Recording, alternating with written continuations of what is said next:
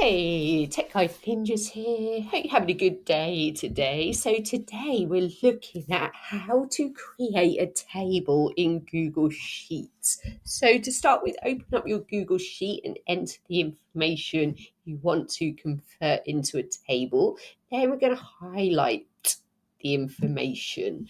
From there, we're going to click on Format and we're going to scroll down and click on Convert to Table. From there, you have like a few different options. So I can click on the table menu, I can rename my table, give it like different colors and formatting, things like that. I can also adjust each column type and filter different things.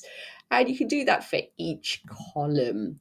So I hope that was helpful. Please like the video and subscribe. I will see you soon.